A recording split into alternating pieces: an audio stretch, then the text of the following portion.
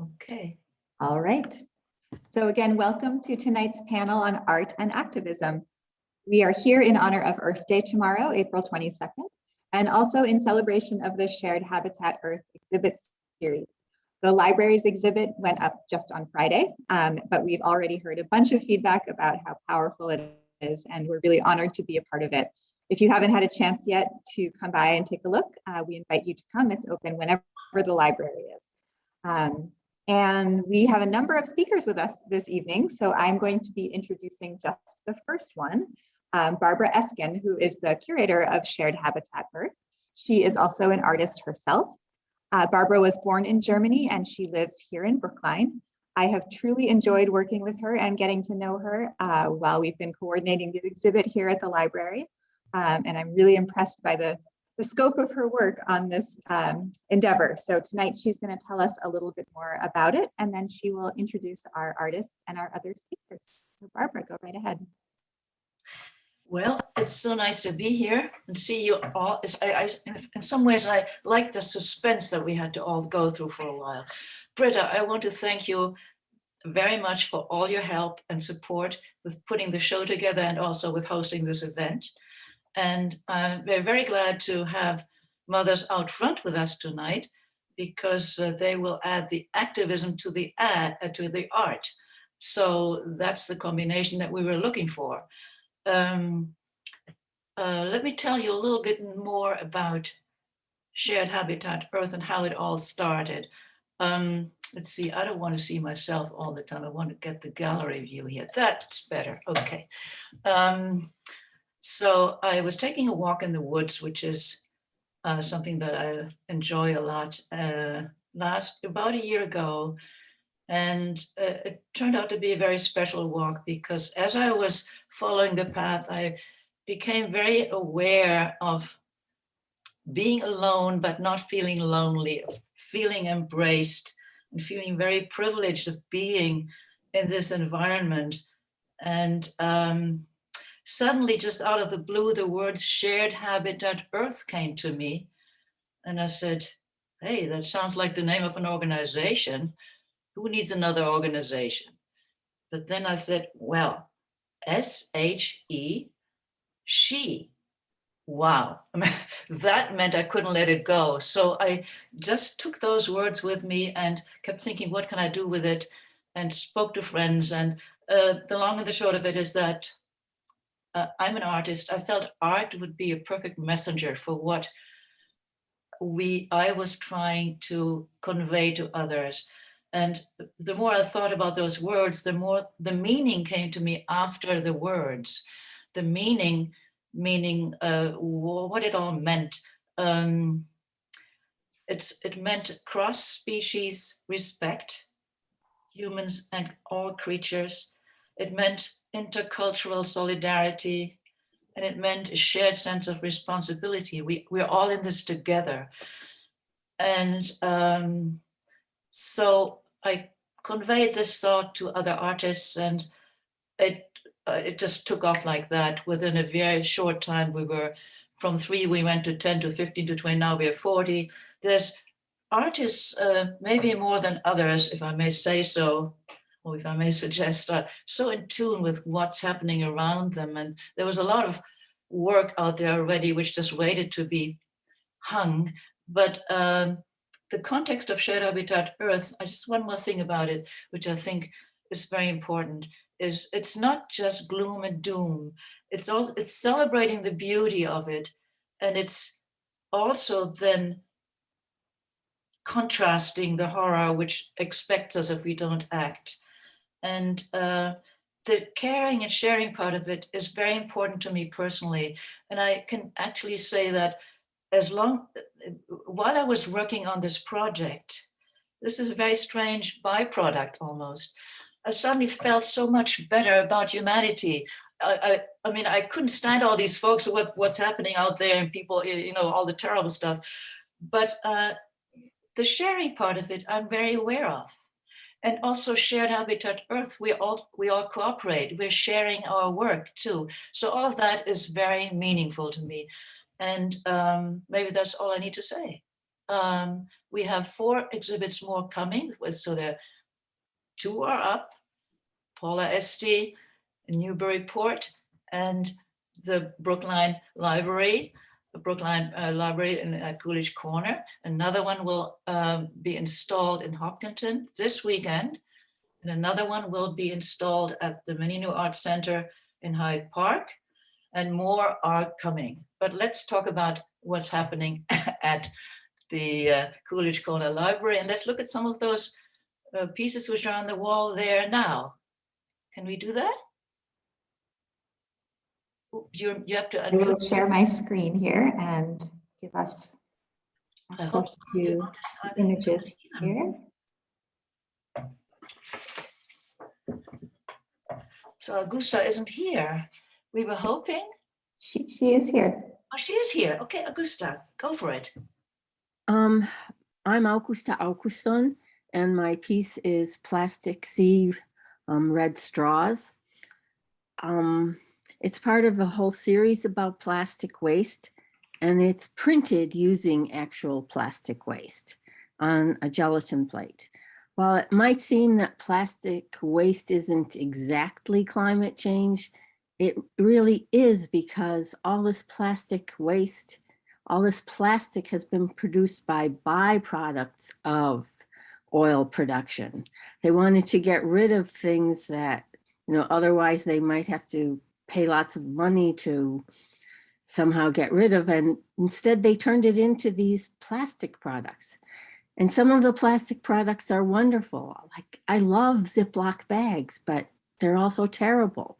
And what they didn't calculate was, they said, oh, plastic is so cheap, but they never calculated the other end of it, like what happens when it's no longer viable. Yeah. And so I don't want my pieces to scare people. I want them to look at it first as an abstract image, and not until they've searched through it for a while do they realize, oh, those are plastic bags floating in the background. Those are bottles everywhere. So that's it for my spiel. Thank you. June? If June is not here, I can read to you what is she there? I think I've seen her now.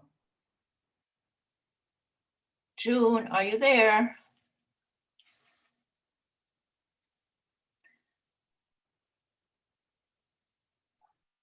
Well, maybe I should just read if you've seen her. I haven't seen her, Barbara. Why don't you go ahead?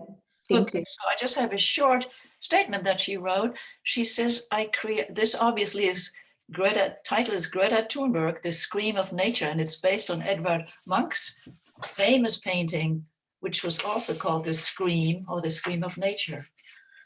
I create art about art as it reflects the richness and diversity of cultures living side by side on our planet. As I was traveling in Europe and Asia, I began seeing the connections among artists belonging to disparate eras and cultures. Their perspectives and their voices were vastly different, but they shared a deep concern with the fate of the world we live in.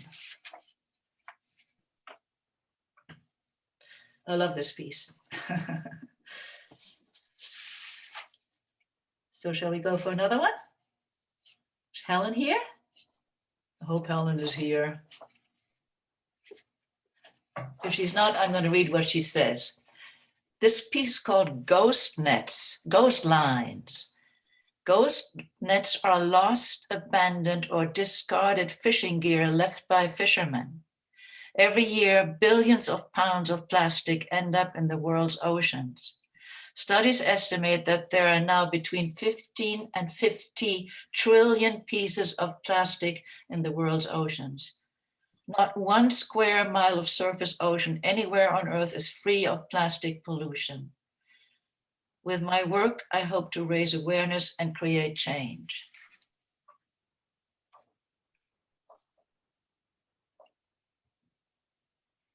Is Olivia here finally? Yes, I'm She's here. here. I made it. Oh, this is a painting that's part of a series that you're going to hear more about in the Mothers Out Front presentation about children in the face of climate change. So I'll let the next person go and talk more later. Okay. Becky? Becky Paint. Hello, everyone. I just unmuted. Oh, there you are. My name's Becky Gibbs, and the title of this painting is I Wanted Wings. It's part of a series of paintings called Vast, which are considered a genre called ocean field paintings, meaning there's no horizon or reference to scale. And in this particular piece, I purposely put the shoreline right in the foreground, hoping to place the viewer right there in the scene to feel the power of the ocean. Let's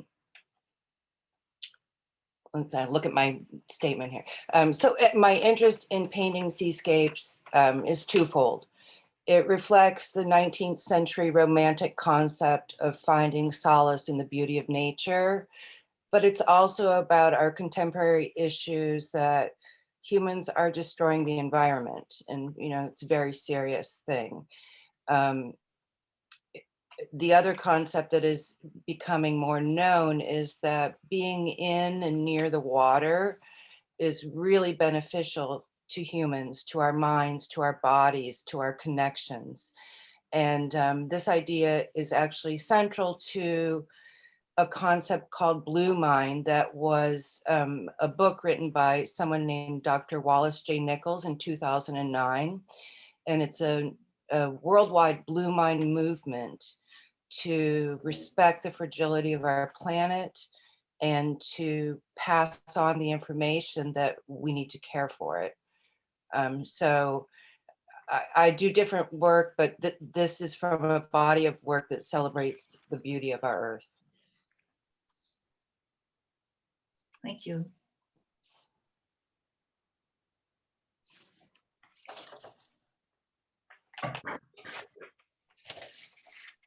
Betty Ann here. I'm here. Can you hear me? Yeah. Someone else is in the picture, not me. Yeah, you are. You are. Oh, you can see me? Oh, sorry. I don't know why I keep getting. So this piece is called Bushfires. When COVID started, I've been painting for 50 years, but when COVID started, I couldn't give my mosaic workshops anymore. And before COVID started, I had been running Studios Without Walls, and it'll be our 23rd year, but the town of Brookline made these banners for us. So I said, well, what are you going to do with the banners when we're done? And they said, well, would we just throw them in the landfill? And I go, no, don't do that. Give them to me. And then I got, so I'm painting on upcycled banners, and I'm using returned house paint samples, because I realize at my local hardware store, they have a whole shelf of samples that people just leave there. And it's amazing the amount of paint. So that's one way of contributing to environmental waste. But initially, I didn't know where to start, what I wanted to paint. And then I saw this book that was photographs made by an astronaut, Chris Hadfield, from space. And I was just awed by the beauty of nature. And so that was my point of departure. So I would take a very small part of the photograph and enlarge it. And this, so now I'm focusing on paintings that show the beauty of Mother Nature. And not only do I find it very healing and, you know, makes me whole to paint, you know, it just makes me feel really good working with color.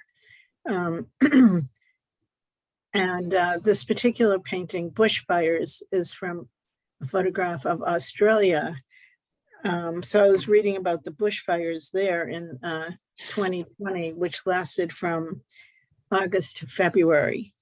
There were 3,000 houses destroyed, 17 million hectares of land. 55 parks had 99% of their terrain affected.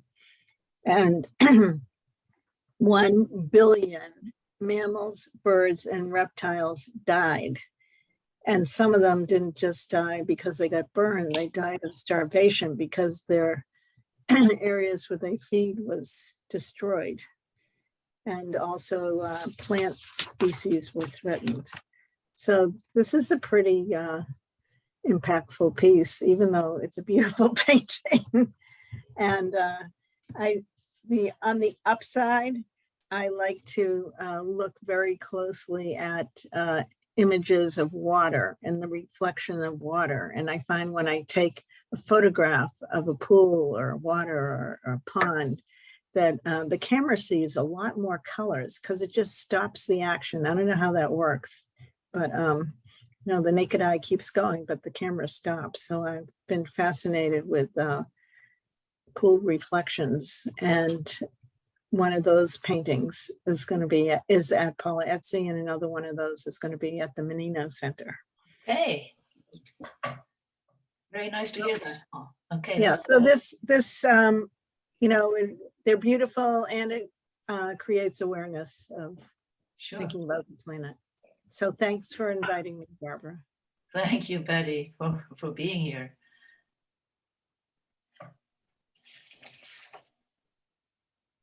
So I'm sure we have another one coming up. Yes.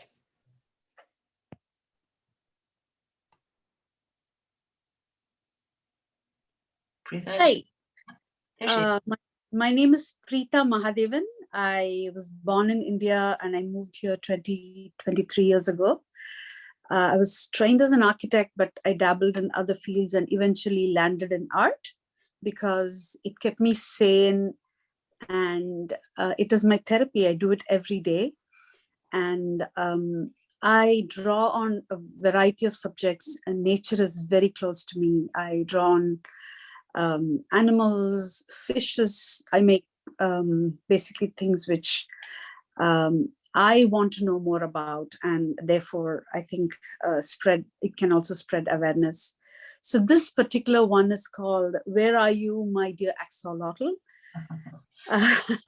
I called it so because it's always interesting when there is a lost and found and who done it, and you know, that kind of stuff. And also we are living in a world where we're going to be looking for many lost things, flora, fauna, human beings, and all because of the altered ecosystems, the climate change, and unfortunately several intended and unintended consequences because of what we did. Axolotls particularly are critically endangered species, and they are native to Mexico. I was very surprised when I spoke to so many children. They just lit up.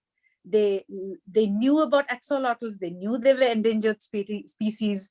And in the library, in the children's section, they actually were printing a 3D axolotl, and kids were so excited. And I think it's a great way to engage with them and spread awareness. But unfortunately, though kids know them as pets, they're available like everything else on eBay and Amazon, but there's really nothing much in the wild.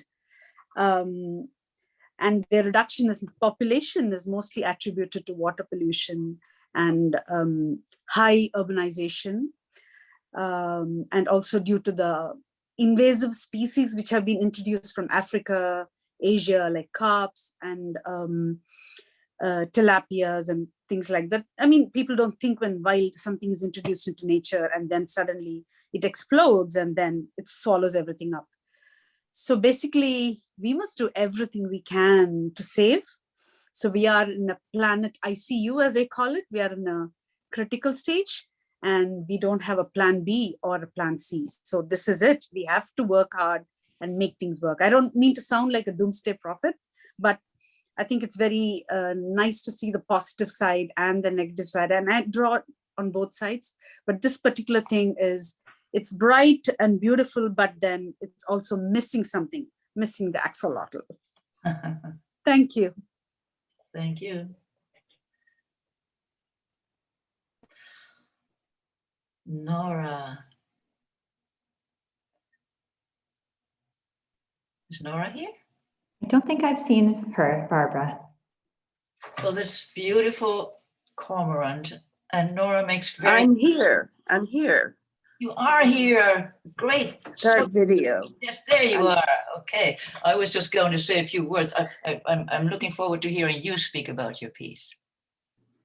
Oh, well, I just want to preface it by saying I'm sitting here with June, August, and we are in the Brookline main library where we were sent, and somehow we had thought person.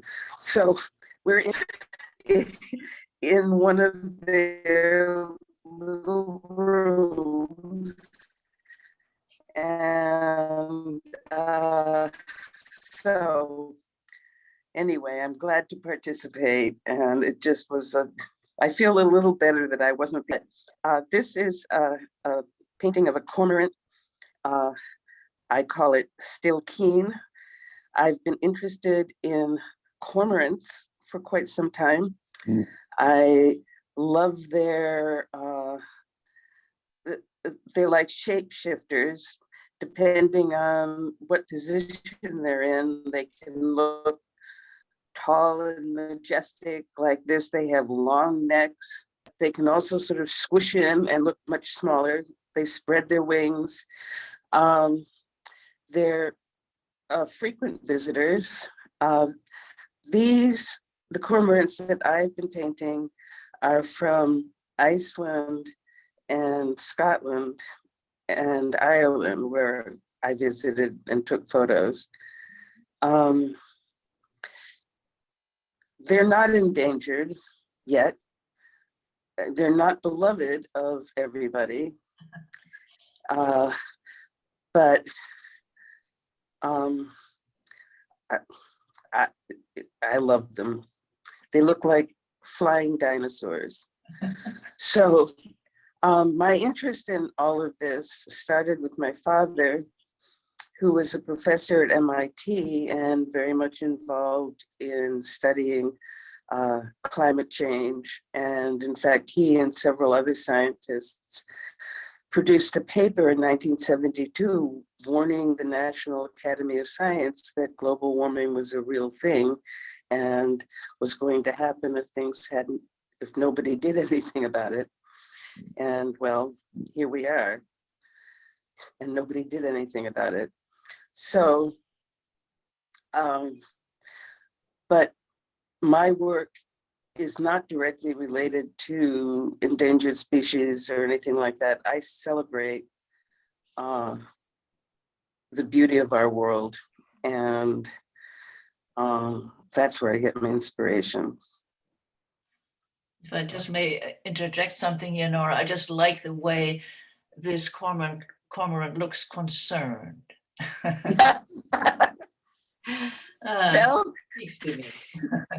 I think it looks sort of kind of majestic and maybe a little, its nose is in the air. So it's all in the eye of the observer. Yes.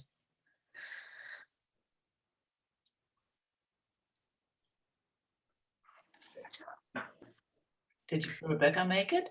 Yes. Hello, everybody.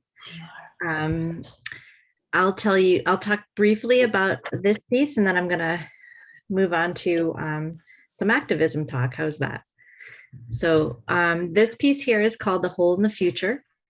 And the reason for the name is the materials that I collected to make this piece are the lobster traps and marine debris that I pick up along the rack line of the ocean that I always go through and collect materials for my work.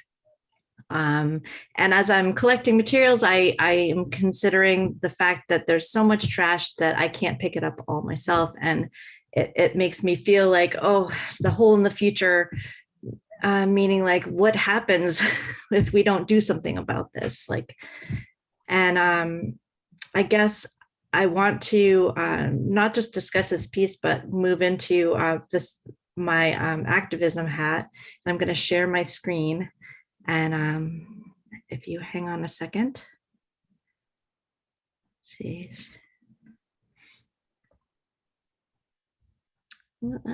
It's not letting me share my screen here. Maybe. Can I just, while you try that, can I just, was June, is that June sitting next to Nora? That's me. Yeah. Yes, I'm here. Yeah, could you, I don't know, Britta, could we may be running out of time, but since June is here, she could say a few words about her piece. I don't know All right. when we should. When you're ready, I will. But do you want to finish up with the previous person? I'm just I just want to cut her off. I would like to know, for some reason, I'm pushing share screen, and it's saying that it's not letting me share my screen, but which is a bummer because I had some fun slides to show. But if that doesn't happen, I don't want to waste time, and I can just do my talk. Rebecca, if you'd like to, I'm not sure why it's not working. I apologize. If you'd like to email me your slides, I might be able to show them for you. Let's see, allow the apps location. Oh, it's yeah, okay, so I'll do that. And why don't you let someone talk, and I'll do that right now. Okay. Why don't you talk in the meantime? Okay. When should I start? Do you want to show my work, or should I just talk? Can you show the Greta piece, Greta Thunberg again? Is that too difficult? You're muted, Brieta. We don't have access to. Sorry, I don't think I'll be able to put June's piece back up and also try to get Rebecca's show. Yeah, sorry. Okay, well, that's the way it goes. So, what do you want me to do? Just talk a little bit about my work, maybe now? What should I do? This is June talking. June, I told them about, I read them your statement, and Thank you. say a few sentences about, why don't you, it's much better to hear you say it. Well, it's just, I've had a luck of being able to make my artwork in Europe and in Asia. And so There she is, there. oh, there's my Greta Thunberg. And for a while I worked in the Nordic countries too. And I got to know about Edvard Munch and about his different mental processes to combine nature with his thoughts. So his title was The Scream of Nature when he was composing this idea. And when I saw Greta Thunberg speak and speeches, her very intense voice was almost like a scream of nature. So I kind of put them together. Wow. Is that enough? Maybe you want more? That's very good. Okay, we're using Nora's phone here, so is this okay? I probably look really bad with a mask hanging off my ear. That's weird. So, Britta, you're all set with that? I'll just tell you to change the next slide when it's ready. Okay. I guess so. Oh, okay, here we go. Okay. So I'm taking off my artist hat right now. I'm Rebecca McGee Tuck, and I'm going to put on my activist hat. Because of my ritual of collecting trash along the rack line for materials for my work, I began to become affected. By the sheer amount of debris that I was collecting on each walk. Not just the fishing and lobstering gear, but the trash like plastic bottles and plastic bags. What began as a ritual to find sea debris for art became a need to do more. I sought out groups that I could join to make my next step as an ocean protector, and this led me to Surfrider Foundation, specifically the Massachusetts chapter. Next slide. To begin, I'll state the Surfrider's mission statement: to help all people protect and enjoy the world's ocean, waves, and beaches through a powerful activism network. Surfrider Foundation deals with specific problems. Their mission areas of focus are ocean protection, such as anti-drilling protests and action, clean water, drinking water for recreation and wastewater management, coastal preservation as in addressing sea level rise, plastic pollution, and beach access, which is a particular problem here in our state of Massachusetts. The active Surfrider Massachusetts program areas that we are working on right now are cleanups, campaigns for legislative change, ocean-friendly restaurants, and always justice, diversity, equity, and inclusion. Next slide, please. I want to emphasize the message that cleanups and picking up trash are just the beginning of dealing with plastic pollution. It's a powerful educational tool, but we're definitely not going to be able to pick up our way out of this problem. 11 million metric tons per year of plastic end up in the ocean. That is frightening, for sure. Next slide. I personally use my art as my next step. And as a chapter, we focus heavily on using the cleanup program to inspire people to take personal and societal actions to stop plastic pollution at the source. Sometimes that means advocating for laws and regulations at the state and local level. Sometimes that means talking with friends and neighbors, but it always means making conscious decisions about what we do and what we use in our everyday lives. Next slide, please. Plastic is a problem.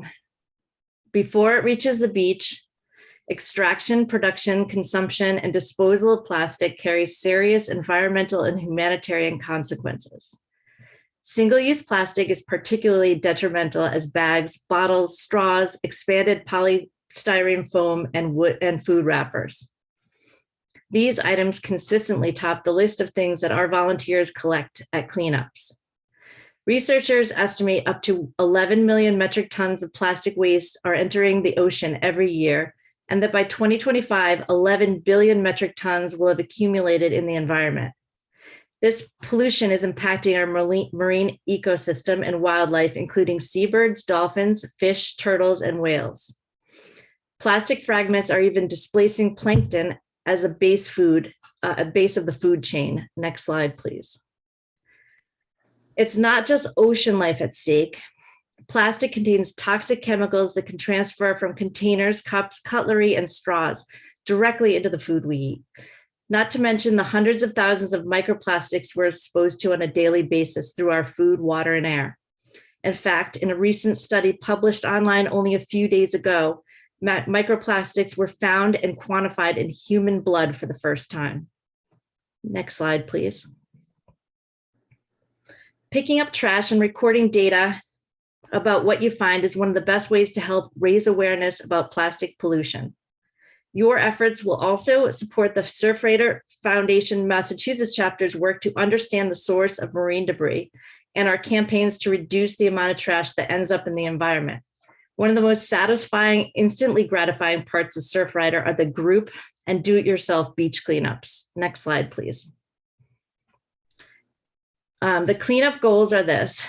We record and record and report data to support science and policy efforts in Massachusetts and beyond, to allow participants to personally witness the problems of plastic pollution and provide a way to immediately make positive impact, to remove trash from a local site and dispose of it safely and responsibly, to inspire participants to take further steps to mitigate plastic pollution, including both personal choices and advocacy for personal positive structural changes. Next slide, please. This is a picture of my family doing a do-it-yourself Surfrider cleanup, beach cleanup. This is right before Thanksgiving dinner last year. We've done it 3 Thanksgivings in a row, and we've made it part of our family tradition. By collecting data on what you... Oh, is that what that was? I couldn't see. By collecting data on what you find during cleanups, you can help ensure, next slide, please. You can help ensure that the benefits of your work extend well beyond just what you picked up in one day. The Surfrider Foundation regularly uses cleanup data to educate and advocate for local, state, and federal laws aimed at stopping trash from ending up on the beach in the first place. And finally, if you're looking for more ways to get involved in reducing waste in your community, your beach and marine environment, please consider joining and supporting the Surfrider Foundation Massachusetts chapter. In the chat, I'll add the links for the do-it-yourself beach cleanup and for links about more information about Surfrider and becoming a member. And I quickly want to tell you a couple of things that were active campaigns that created change in the last 2 years through Surfrider Massachusetts. We support local efforts to reduce plastic pollution, authorizing the town, and there's a bag charge in Sudbury, Mass, and reduction and getting rid of all the disposable straws, stirrers, splash stick reduction in Sudbury. We are active in lifting the state COVID-19 reusable bag ban that was in effect for COVID safety in 2020. We helped improve state beach reopening from COVID-19. We strengthened the existing bag law and bag change in Newton, Mass, the single-use water bottle bag bans in Lincoln, Mass, and in 2017, we helped successfully pass the Boston plastic bag ban. So I just want to leave you with 3 questions, and I will put the stuff in the chat. I want to ask you, how much single-use plastic do you and your family use? How can you make a change to bring down that number? And lastly, what can you do to inspire change to others in an effort to reduce plastics that are landing in the ocean and in our environment? So thank you very much. Bravo. Thank you.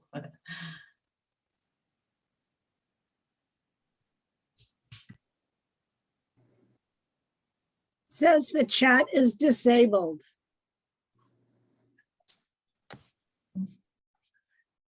Maybe that's why it didn't work for you. Yeah, it's disabled for me as well. So. Yeah, I apologize. I'm not sure. Excuse me, it may be because you're recording. That might be why it's disabled. Oh, Okay. Are we moving on to the Mothers Out Front portion of the program? I think so. Can Tracy share her screen? Yay, it worked. Hi, everybody. Thanks for having me. And thank you, Rebecca from Surfrider Foundation. I learned a lot in that presentation. And so thank you. And now we're going to move on to Mothers Out Front, which is probably more land-based, but relates. So my name is Olivia Fisher Fox, and I'm an artist and active member at Brookline Mothers Out Front. I'm here to share my arc between art and activism.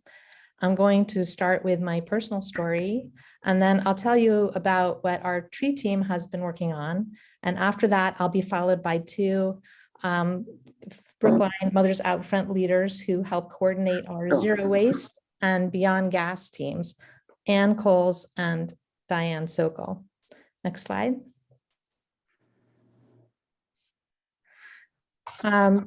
So I am primarily a portrait artist. These portraits happen to be of my 2 kids.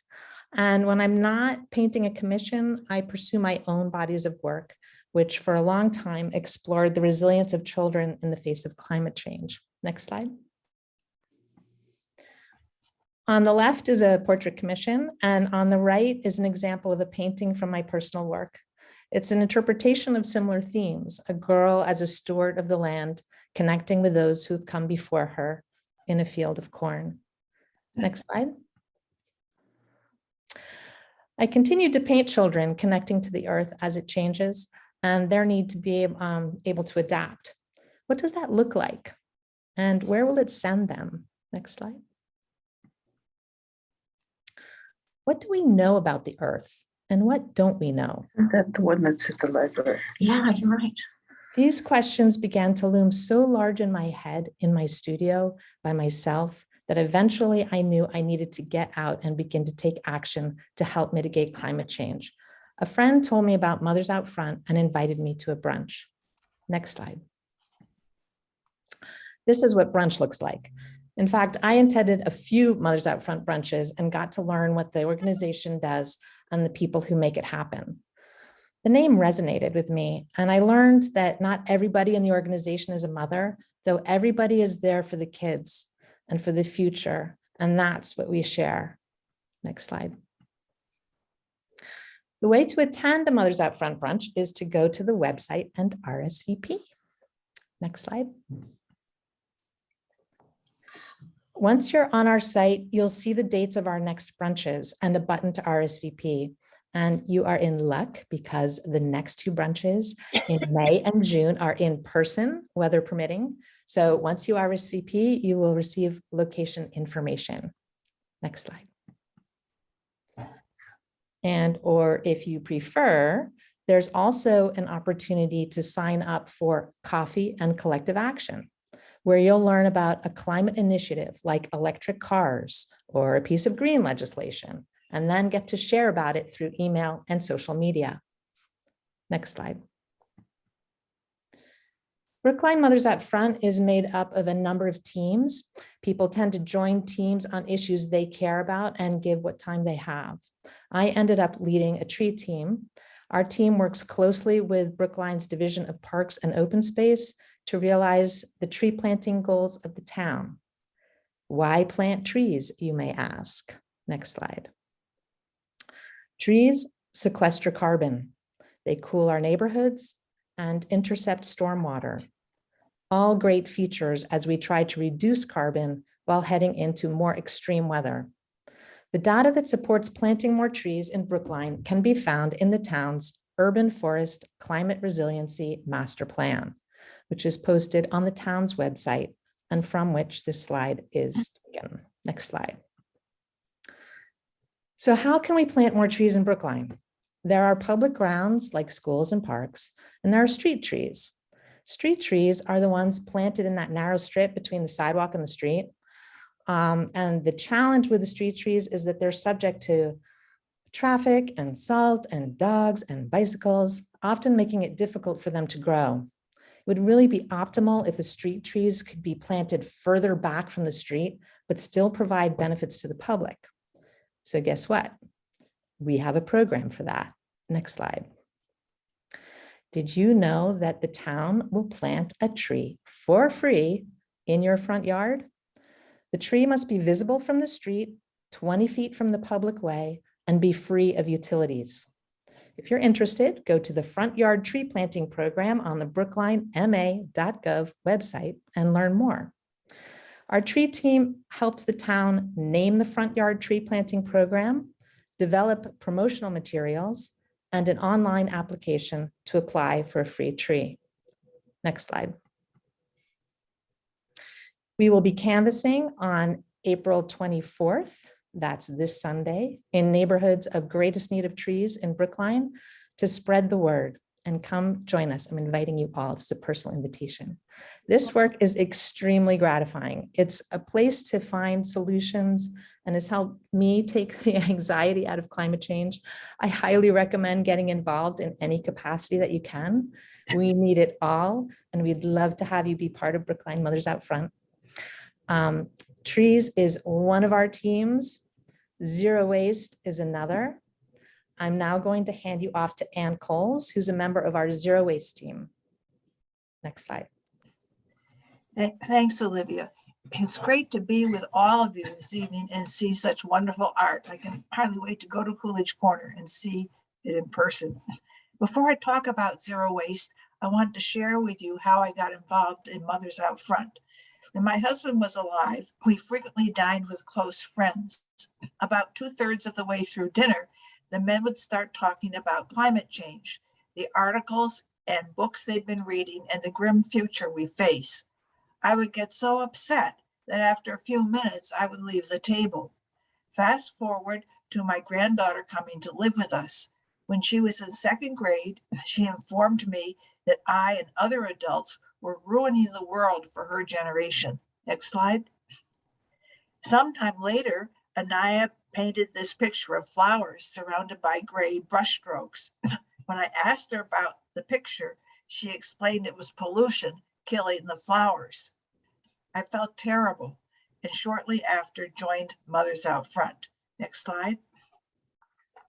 I chose to participate in the Zero Waste team because as I learned more about factors contributing to climate change, I became increasingly bothered by the plastic in my trash.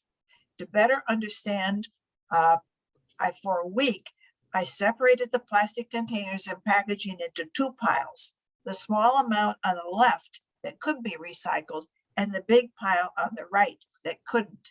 And that's really answering Rebecca's question of a few minutes ago. Next slide. So what is zero? Next slide. What is zero waste? On the most basic level, as I think all of you know, zero waste means sending no waste to landfills, incinerators, or the ocean. We can get to zero waste by 1, reducing what we need, reusing what we can, composting, and recycling. Here are a few examples. Reducing what we need, instead of buying books, borrowing them from the library, buying clothes secondhand rather than new. Clothing in landfills takes 200 years to decompose, and in the process leaches toxic chemicals into the groundwater and soil. 3, reusing what we can, repurposing shoe boxes as storage containers, making drinking glasses from empty wine bottles. Composting, organic material we compost ends up in the soil rather than the trash stream and increases the soil's ability to store carbon that otherwise would go into the atmosphere and release harmful gases. Recycling, number 1, 2, and 5, plastics, paper, cans, and glass. Recycling is the least effective action we can take because much of the material we recycle is costly to repurpose. Next slide. Now, how can you contribute to achieving zero waste? First, by composting. On a personal level, you can compost in your backyard or use a composting service, as I do. I have a container next to my kitchen sink lined with a compostable bag where I collect coffee grounds, fruit and vegetable scraps, bones, and other items. Filled bags go into a bin outdoors that Black Earth, a composting service, picks up weekly. On a systemic level, you can participate in efforts to expand composting broadly. I volunteer at Brookline High School 1 or 2 lunch hours a week, teaching kids to compost their lunch scraps. I see this as a step toward universal composting. If the 1,500 kids we reach every day talk with family and friends about composting at school and internalize the practice, they're likely to compost throughout their lives and influence others to do so. Next slide. As you've been hearing from Rebecca and others, you can also achieve zero waste goals by no longer using single-use plastics. In your home, there are many ways to avoid single-use plastics, substituting glass jars, cloth grocery bags, beeswax food wraps for plastic bags, and saran wrap, to name a few. To promote systems change, you can join Mothers Out Front efforts to get supermarkets to stop packaging fresh produce, eggs, and other items in plastic or styrofoam.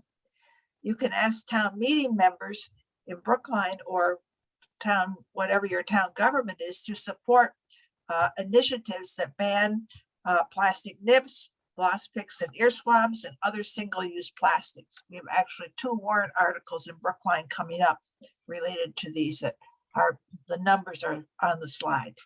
Next slide, please. Oh, and you can support, you can ask state officials to support the Better Bottom bill currently being considered by the Massachusetts legislature.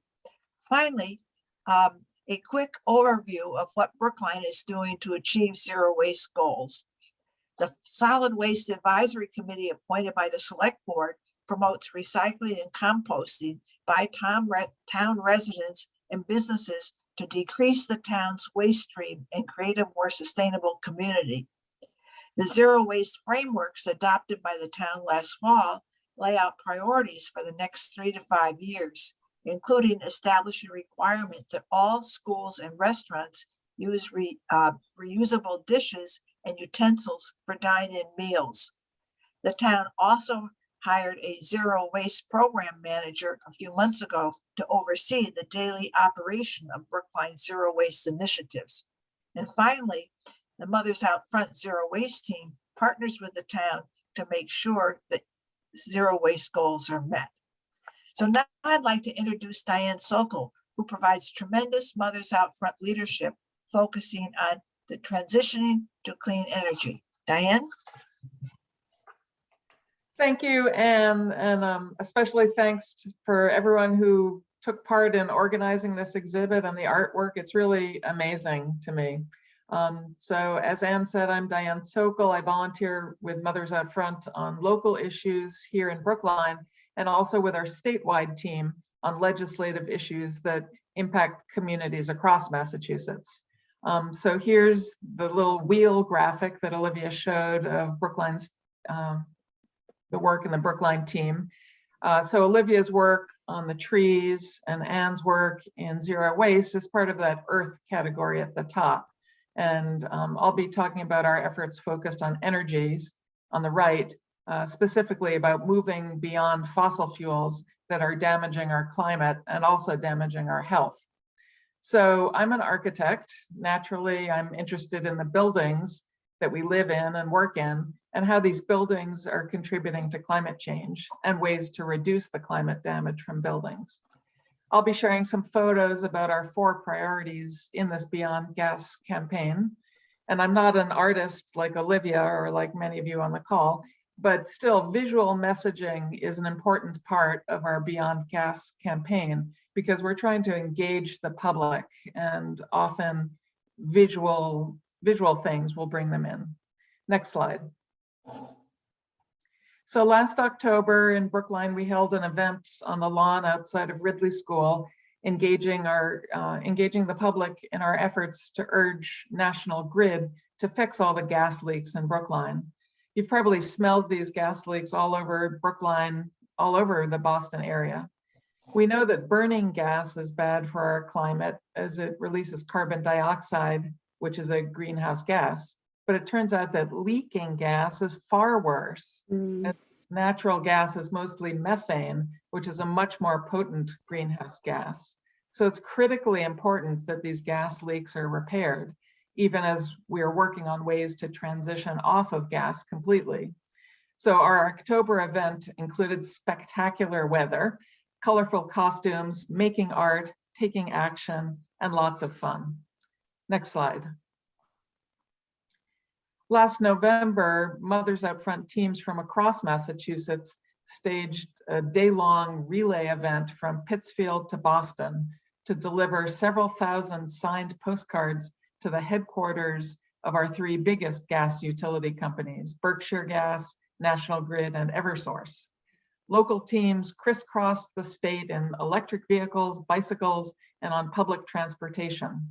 Our race against time included more costumes, hand-painted signs with catchy slogans, mothers chanting and marching with small children, and again, lots of fun. The event got some press coverage, and most importantly, we engaged the public in discussions about the critical importance of a swift and equitable transition off of gas. Next slide. So recently, we've started a new series of Zoom presentations about making our homes fossil fuel free. We're taking a hyper-local approach here, focusing on one neighborhood at a time, or a house of worship, or a school PTO, so that our Brookline colleagues are hearing the important information and how-to advice from trusted members of their community. We offer a step-by-step approach to create a plan to decarbonize your home, how to convert all of your appliances and equipment from fossil fuels to clean electricity. Community members share how they've installed electric heat pumps. You see photos on the left, solar panels, electric vehicle chargers, and we also discuss available incentives from the Mass Save program and simple no cost or cost saving measures suitable for everyone, renters, condo owners, homeowners, and landlords. Next slide. So an important part of our clean energy transition is promoting 100% renewable electricity, powering our buildings from clean energy sources like wind, solar, and hydro. Here in Brookline, and it's true in many communities in the Boston area, we have a green electricity program, and most residents and businesses are part of the town's program at the default level, which still provides 30% more renewable electricity, more than what the state requires. It's simple to opt up to the 100% green. It's a small additional cost on your monthly bill, and you can find all those details at brooklinegreen.com. Next slide. So induction cooking is another focus of our Beyond Gas efforts. Induction cooking is an electric alternative to gas stoves. Induction cooking is fast and responsive, energy efficient, and safer for people and for pets. Cooking with gas pollutes our air from burning the gas, and it damages our climate. And recent research is showing that gas stoves cause indoor air pollution, filling our homes with harmful chemicals that lead to asthma and other respiratory diseases.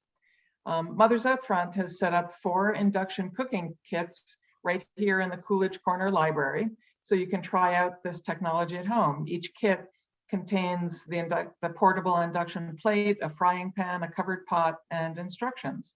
And several people have shared with us that after borrowing the kit at the library, they bought an inexpensive portable unit, which has become their primary cooking device. No more need to use the gas stove. We like to remind people that induction stoves are not like your grandmother's electric stoves, pictured here in a 1950s illustration on the left. And what better way to have a discussion about induction cooking than sharing chocolate dipped fruits prepared on a portable induction plate. So we hope to be able to start in-person cooking demonstrations again soon. Next slide. So thank you again for this opportunity to share some of what we're doing here in Brookline and across the state with Mothers Out Front. Here are links to the Brookline website, and if you have any questions, you can email us. And we'd love to open it up to questions about Mothers Out Front, about all this artwork, about anything. I think we can go back in gallery view now. Thank you. Thank you. Okay, thank you. So are we opening it up to questions now? Sure. Certainly can. I just want to make a quick note before we launch into Q&A. Well, first a reminder that we are recording. So if you don't want your face to be in the recording, please keep your video off. I also want to say from where I am seated at the Coolidge Corner Library, I'm up on the mezzanine. I have a bird's eye view. And while we were talking, I could observe people walking around the library and admiring the Shared Habitat Earth exhibit, which was quite lovely. So thanks again to our artists and all of our speakers, and I'd love to open it up for discussion. I have a question for the last speaker. I'm looking for you. Was that Diane? There you are. So I do have an electric stove with electric burners. Is that okay? Or is that different from induction? It's the same power that you're using electrical, but if it has one of those coils or a glass top, induction stoves would work, function much more like a gas stove. They heat up really quickly. You can turn the temperature down very quickly. And so they're, electric stoves, traditional electric stoves are still better for the climate, better for your health. But if you want, a really powerful and fun stove to work with, that's an induction. Well, mine's very similar from the one in the picture from the 50s. So I'm sure it'll have to be replaced soon. So do you have one of those little wasp waists like the cook in the 1950s? Right now. Thank you. I'm interested in electric heat pumps. That really gets me excited. And can you tell us a little more about them? Yeah, so electric heat pumps, what people say is that everybody has a heat pump in their home. It's called your refrigerator. A heat pump doesn't create heat. A heat pump moves heat. So just like the way that a refrigerator moves heat from inside the box to the outside, a heat pump can do the same. So in the winter, it actually draws heat from the outside air to heat your home. In the summer, it draws heat out of your home, dumps it into the air to cool your home. Last winter, we installed heat pumps on the top floor of our house. It was incredibly hot on the third floor. The heat pumps are delightful. Compared to window air conditioners, it's a constant temperature. It's very quiet. It's very comfortable. And you can attend one of our Decarbonize Your Home events to hear how different people have installed these heat pumps. Diane, is it similar to geothermal pipes? So geothermal is another type of heat pump, but thank you. I should have clarified. The photos that we showed, what we have in our house are called air source heat pumps. So it's exchanging heat into the air. Geothermal heat pumps take the constant temperature of the inside of the earth to heat or cool your house with sort of a fluid that's being pumped in a circle. So several people that I know in Brookline have installed those geothermal heat pump systems. You'll see more commonly the air source heat pumps, like on the ground floor of Town Hall. The two rooms have these big cassettes high up on the wall on those two rooms on either side of the lobby on the first floor. Those are heat pumps. And I think the outdoor, I call them whirligigs. I think they're condensers. The outdoor fans, I think, are actually in the garage in the basement there between the library and Pierce School, because there's enough air circulation that it's like being in the outdoor air. So does it use air as the medium to exchange, like heat pumps use liquid?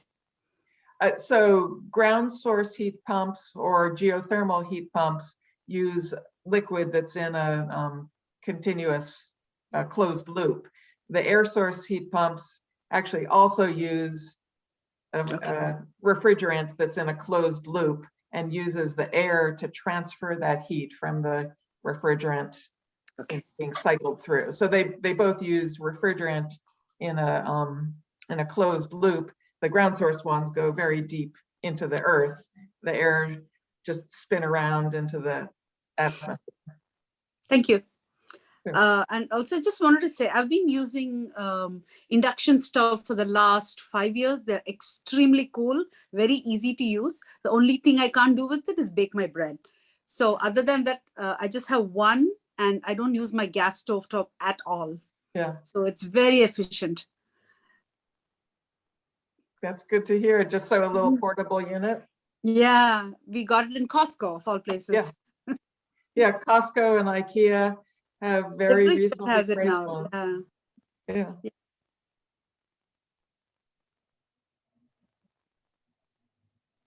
I can't wait to go to Coolidge Corner and see all the art in person instead of in my Zoom screen. Well, if nobody else has another question, this is more like it's not really a question. I just like to throw this out. I'm always interested, and when I'm thinking about the environment and the problems which we're facing in the impact of individual action versus legislative action. And when people argue against individual action, I always used to say individual action is obviously great because it gets you involved and it helps, but it also puts you into a mindset where you're going to be ready to fight on another level.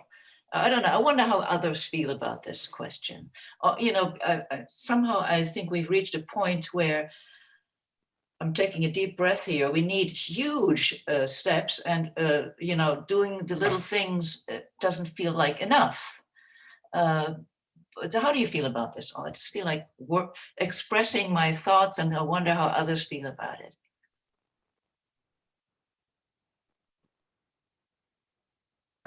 I would say both are critical, because obviously we have to get people to mend their ways, to do things differently. We need the legislation to back it up. We also need changes from all sectors of society, nonprofit, corporate.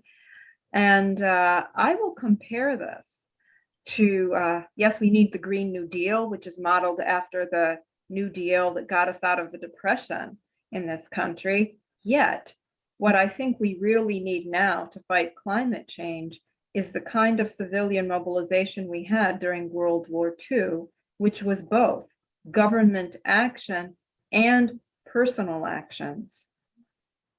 We need something of that scale. Sounds good. Mhm. I think Bambi, did you have your hand up? Yeah, I was just going to say also, I certainly don't think it's an either or. One thing that individual action can do is, number one, allow you to live with your conscience, because just take legislative action, which is individual action because you're working towards that legislation, but also you can influence other people and become a model for other people if they see you taking action. Yeah, I didn't think it was either or. I'm enjoying this conversation. Preeta, I think you can speak up. Yeah, I think speaking up is a very good thing. Just as you said, like when I go to, when I visit friends and family, and if they are doing things which they are unaware of, I always tell them, hey, you're using this soap, which has plastic beads. They're harmful to the environment, and maybe, they kill the fish, or then they land up in your sushi, as somebody said. So, and I think it's very important to speak up. If somebody is leaving their car on for a long time and talking to a friend, we can tell them, can you switch it off? Because they're wasting a lot of gas. And I think we are very hesitant to speak up because it's like, it's not done. So I think that we all need to acquire those skills. Only then can we collectively change. On the contrary, when it comes to taking action collectively through government, that is a different skill set, actually. Some of us are very good at it. Some of us are not good at it. So some of us who are good at it should go and represent the communities, spread awareness, and speak up for the community with the government. So I think both are required, both require different skill sets, but individual activity is kind of mandatory for everybody because we can't progress without that. Just my 2 cents.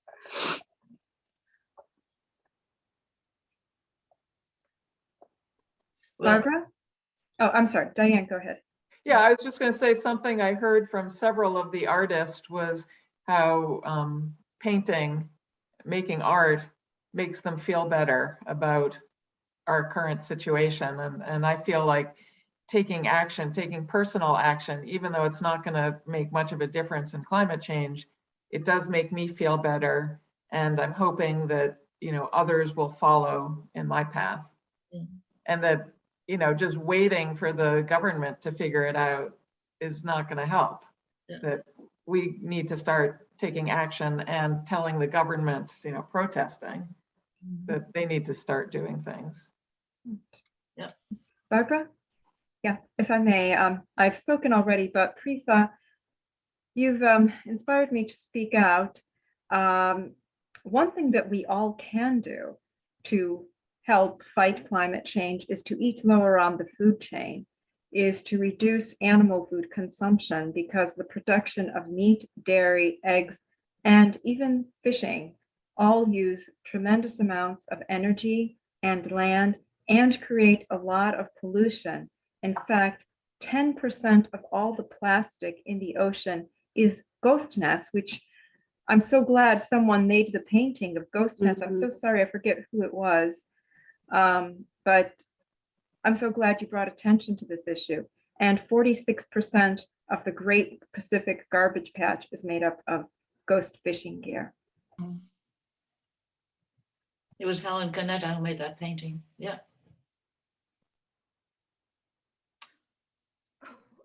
But can I make a comment?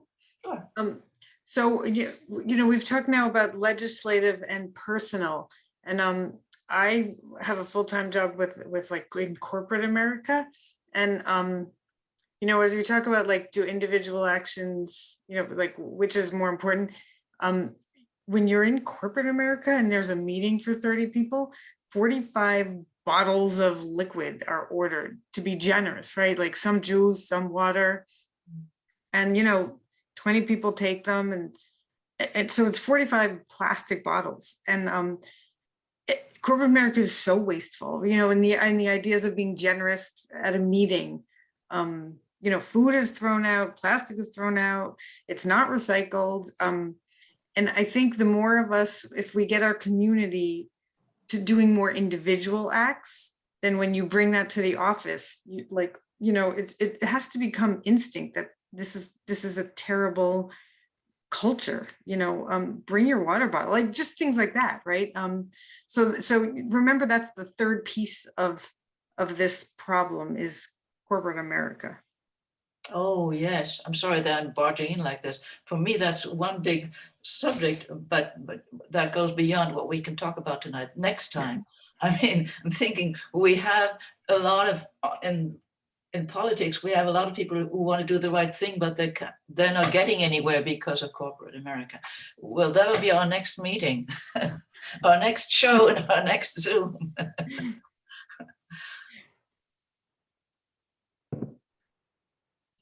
Go for it. This gets a little political, and maybe for the next meeting, as Barbara says, but I just want to tell those who may not be aware of it that there's an organization you find online called Some of Us.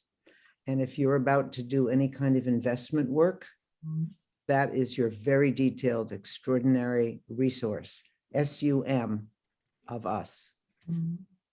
And anybody who wants to teach me how to navigate the website, you're welcome to share what you learn with me, but they're quite serious about it. And they're a nonprofit organization, so they themselves can use contributions, but they are really passionate and serious and talk about corporate governance and a lot of climate focus too. Great. So related to that, because of one of the ways Mothers Out Front has influenced me is tomorrow I'm meeting with the people who manage my investments. And in the meeting, because I called them a few weeks ago, I said, I want to divest from fossil fuels right now. And I don't think many of their clients have asked that of them, because they said, wow, we'll have to do some research and meet you in person. But I think that's another example of something we can do. And I think my meeting with them will not only, will they help me, but I think it's sort of sensitizing them to the importance of this issue and hopefully bringing it to the attention of other clients. That's a very good way to take your banner to other people. And let me tell you, Anne, and everybody else, that Some of Us is really useful in exactly that. I think you should open up the website with them if you're meeting face to face. I think that one of the, that they look at funds. So you may be looking at green funds, and they list which ones are actually honest about what they're doing, or if they're just greening it and pretending. So there are tons of funds that have been doing this for 20 or 30 years, but they, a lot of them are just like greening corporations. Well, I wrote it down. I'm bringing my laptop to the meeting, so we can. Let me know. Well, I also want to mention that when I joined Mothers Out Front along on that same action, I found an investment guy who only, he is an individual person working, he doesn't make much money, but that's all he does is invest in green and safe environmental funds and investment tools. So I'm finding him quite amazing. Thank you.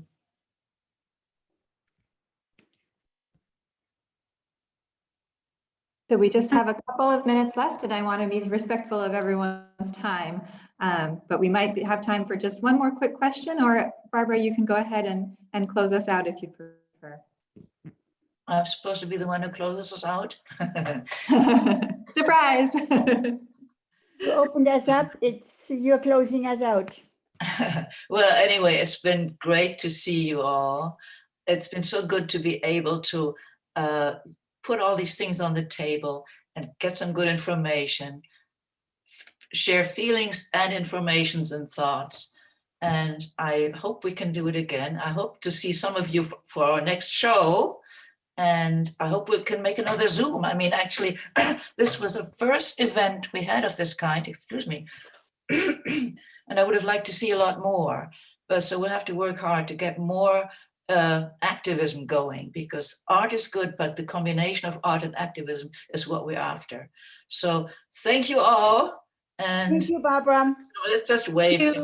Let's do it. Okay. Barbara. Thank you so much. Thank you. Barbara. Thank you. Thank you, everyone. Hope to see you soon at the library. Yes. Bye. Bye.